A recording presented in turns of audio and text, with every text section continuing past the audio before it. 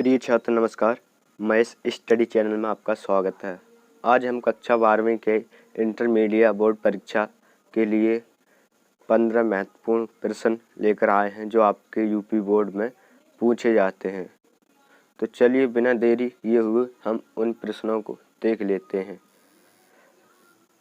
सबसे पहले, अभी तक आपने हमारा चैनल सब्सक्राइब नहीं किया है तो चैनल को सब्सक्राइब कर लें और वीडियो को लाइक कर दें ताकि आपको हर वीडियो की नोटिफिकेशन मिलती रहे। तो चलिए, हमारा प्रश्न नंबर पहला क्या है। प्रश्न नंबर हमारा पहला है, हवा के द्वारा परागित होने वाले फूलों को कहते हैं। आपके पास ऑप्शन हो जाएगा ए कीट परागिता, बी वायु परागिता, सी हवा परागिता या डी इनमें से कोई नहीं। तो इसका राइट आंसर क्या हो जाएगा। तो चलिए हम इसका राइट आंसर देख लेते हैं। 20 प्रश्न का राइट आंसर हो जाएगा क्योंकि फूल किस में झड़ जाते हैं, वायु परागित में। तो बढ़ते हैं हम प्रश्न नंबर 2 की ओर। प्रश्न नंबर 2 क्या हमारा, अनुमूलीय पुष्प निश्चित रूप से होते हैं। यानी अनुमूलीय पुष्प निश्चित रूप से होते हैं, कैसे होते हैं। आपके पास ऑप्शन है ए स्वपरागित, बी परपरागित, सी ए एवं बी दोनों या डी इनमें से कोई नहीं। तो इसका राइट आंसर क्या हो जाएगा। तो चलिए इसका राइट आंसर देख लेते हैं।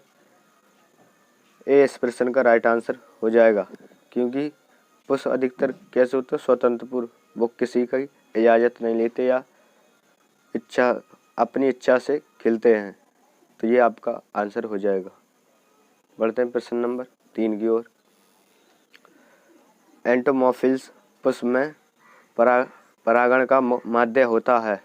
यानी एंटोमॉर्फिल्स पुष्प में परागण का माध्य होता है। आपके पास ऑप्शन है ए चींटी, बी कीट, सी पक्षी या डी हवा। तो इसका राइट आंसर क्या हो जाएगा। तो चलिए इसके राइट आंसर देख लेते हैं। 20 प्रश्न का राइट आंसर हो जाएगा क्योंकि एंटोमॉर्फिल्स पुष्प यानी जिनके पर निकल आते हैं उनमें ज़्यादातर कीड़े होते हैं। तो कीड़े इसका राइट आंसर हो जाएगा, कीट इसका राइट आंसर हो जाएगा। बढ़ते हैं हम प्रश्न नंबर 4 की ओर। प्रश्न नंबर 4 क्या हमारा, नारियल में तरल एवं गुद्देदार पदार्थ होता है। आपके पास ऑप्शन हो जाएगा ए भ्रूण, बी अंतर्भित्ति दाना, सी भ्रूणपोष या डी इनमें से कोई नहीं। तो इसका राइट आंसर क्या हो जाएगा। तो चलिए इसका राइट आंसर देख लेते हैं। सी इस प्रश्न का राइट आंसर हो जाएगा क्योंकि नारियल में तरल गुद्देदार पदार्थ होता है। क्योंकि भूषण पोष एक ऐसा है जो गुद्देदार पदार्थ कहलाता है। तो बढ़ते हैं हम प्रश्न नंबर नेक्स्ट की ओर। प्रश्न नंबर 5 क्या हमारा, मनुष्य के प्राथमिक शुक्राणु कोशिकाओं में प्राइमरी स्पेरोमोसाइट में ऑटोसोम की संख्या होती है, कितनी होती है। आपके पास ऑप्शन है ए 44, बी 46, सी 23 या डी 40। तो इसका राइट आंसर क्या हो जाएगा। तो चलिए इसका राइट आंसर देख लेते हैं। ए इस प्रश्न का राइट आंसर हो जाएगा क्योंकि मनुष्य की प्राथमिक शुक्राणु में कितने ऑटो की संख्या होती है, ऑटोसोम की 44 होती है। तो इसका राइट आंसर 44 हो जाएगा। तो बढ़ते हैं हम प्रश्न नंबर 6 की ओर। प्रश्न नंबर 6 क्या हमारा, प्रश्न नंबर 6 है हमारा, युग्मक बनने की क्रिया को क्या कहते हैं।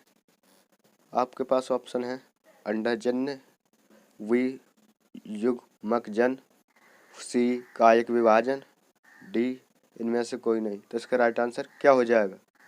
तो चलिए हम इसका राइट आंसर देख लेते हैं। युग्मक से बनता है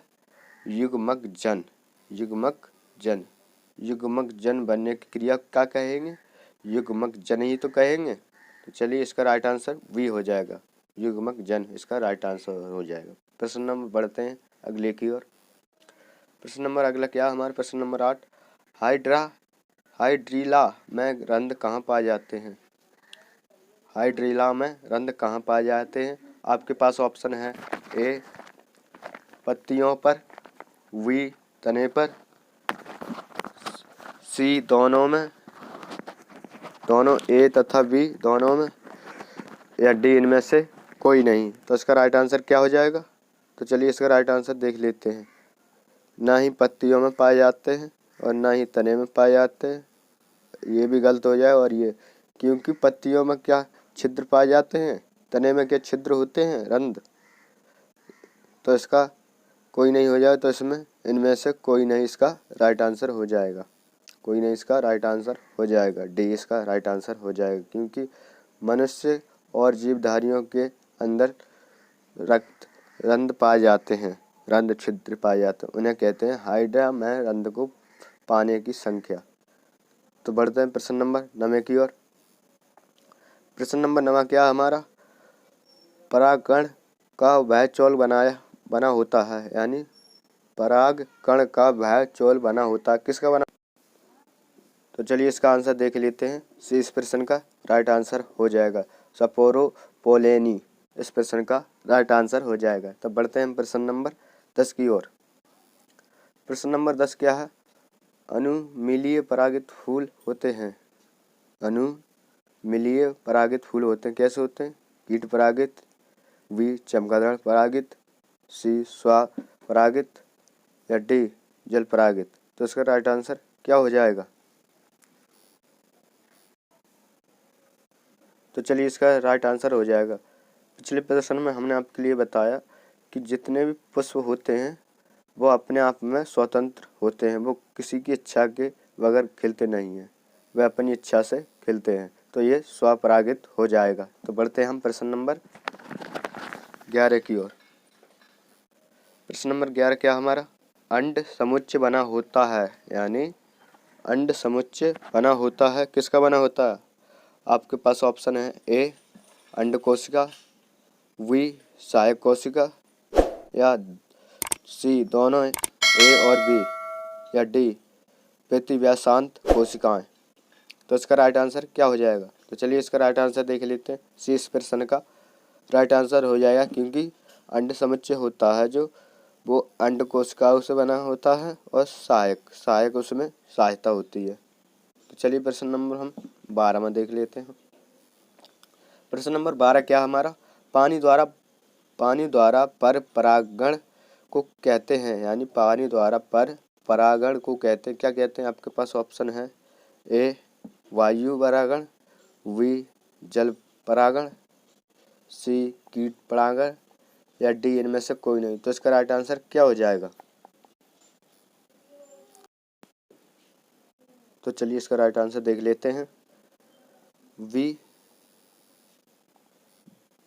इस प्रश्न का राइट आंसर हो जाएगा, क्योंकि पानी द्वारा ही जल में परागण होते हैं।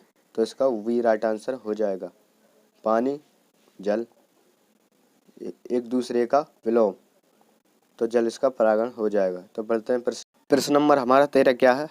काजमा किस अवस्था में बनता है? आपके पास ऑप्शन है ए समसूत्री कोशिका विभाजन में, बी एमाइटोटिस कोशिका विभाजन में, सी अर्धसूची कोशिका विभाजन में, या डी इनमें से कोई नहीं। तो इसका राइट आंसर क्या हो जाएगा? तो चलिए इसका राइट आंसर देख लेते हैं। सी इस प्रश्न का राइट आंसर हो जाएगा, क्योंकि अर्ध कोशिकाओं में विभाजन ही बनता है काजमा का। तो बढ़ते नंबर 14 की ओर।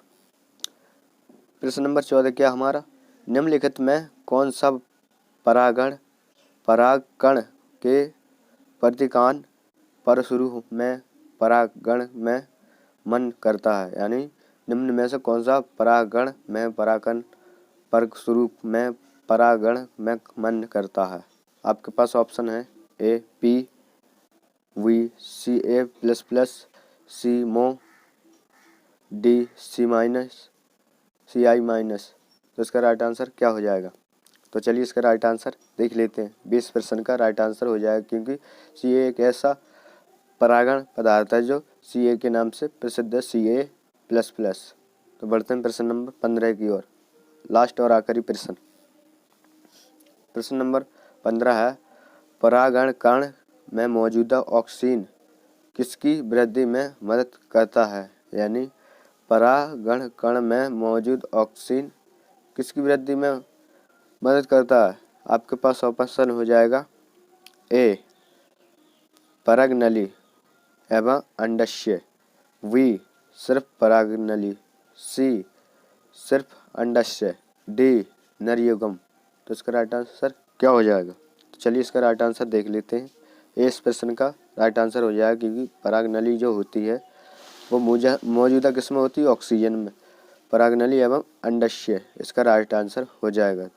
बस आज के लिए इतना ही। तो मिलते हैं नेक्स्ट वीडियो। और अभी तक आपने हमारा चैनल सब्सक्राइब नहीं किया है तो चैनल को सब्सक्राइब कर लें और वीडियो को लाइक कर दें, ताकि आपको हर वीडियो की नोटिफिकेशन मिलती रहे। और कृपया ध्यान दें, हमारे इस चैनल पर क्लास 10 से लेकर 12वीं कक्षा रोज़ प्रोवाइड होती हैं। अगर आपने अभी तक हमारा चैनल सब्सक्राइब नहीं किए तो चैनल को सब्सक्राइब कर लें। तो मिलते हैं नेक्स्ट वीडियो में, तब के लिए धन्यवाद।